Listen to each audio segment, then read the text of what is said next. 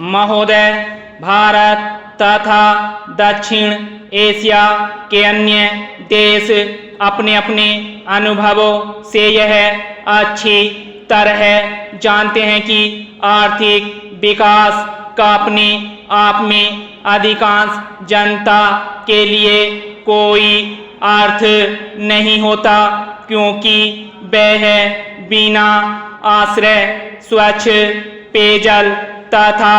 जीवन एवं मानव सम्मान के न्यूनतम स्तर के लिए अनिवार्य अन्य आवश्यकताओं के अभाव में भूखमरी से ग्रस्त थी, अस्वस्थ जीवन यापन कर रही है। अतः दक्षिण एशिया में हमें विकास का अर्थ ही बदलना होगा और भविष्य में जब हम विकास की बातें करें तो उसका अर्थ व्यापक तौर पर लोगों का उत्थान होना चाहिए, अर्थात स्वयं समाज के पूरे आधार पर विकास, न कि उसके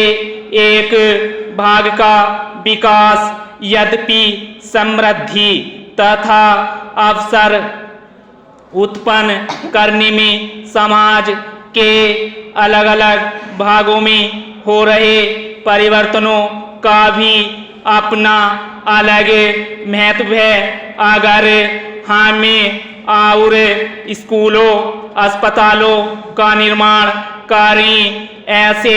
अनौपचारिक ऋण संस्थान खोले जो गरीबों की, विशेषकर महिलाओं की आवश्यकताओं को पूरा कर सकें, अगर हमें बेहतर खाद्य वितरण प्रणालियां तथा पोषण कार्यक्रम बना सकें, जिसे घरेलू खाद्य सुरक्षा तथा बच्चों के लिए पौष्टिक आहार का सुनिश्चय हो सके, अगर हम ऐसे उत्पादन कार्यक्रम बना सकें जो लाभकारी हो और जिनसे संसाधन संबंधी रोजगार जो श्रम प्रधान हो उत्पन्न हो सकें और निर्धन से निर्धन लोगों को लाभकारी रोजगार मिल सके, तभी ठीक अर्थों में लोगों का विकास होगा, न कि आंकड़ों, सूचकांकों तथा समष्टि अर्थशास्त्र का संकीर्ण परिभाषा के अंतर्गत समझा जाने वाला विकास गरीबी उन्मूलन पर स्वतंत्र दक्षिण एशियाई आयोग की रिपोर्ट से भी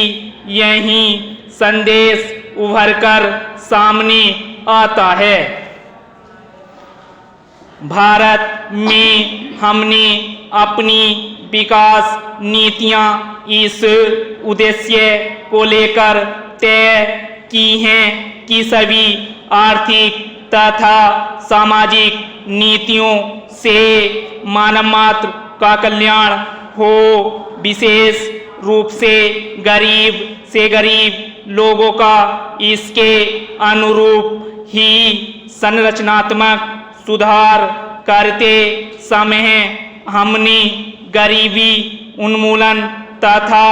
ग्रामीण विकास कार्यक्रमों, शिक्षा एवं स्वास्थ्य पर परिव्यय बढ़ाए हैं, ताकि सुधार प्रक्रिया का लाभ कमजोर वर्गों को पहुंच सके। सामाजिक सुरक्षा व्यवस्था इस उद्देश्य को लेकर तैयार की गई है कि उससे कामगारों के हितों की रक्षा हो। कुल मिलाकर हमारा उद्देश्य प्रगति की एक ऐसी व्यवस्था तैयार करना है जिससे लोगों को रोजगार मिले और शहरी तथा ग्रामीण क्षेत्र के बीच दूरी कम हो तथा यह व्यवस्था पर्यावरण की दृष्टि से उपयुक्त तो हो ही, साथ ही इससे हमारी नीतियों में लोगों को प्रधानता मिले। ब्राह्म स्टॉप।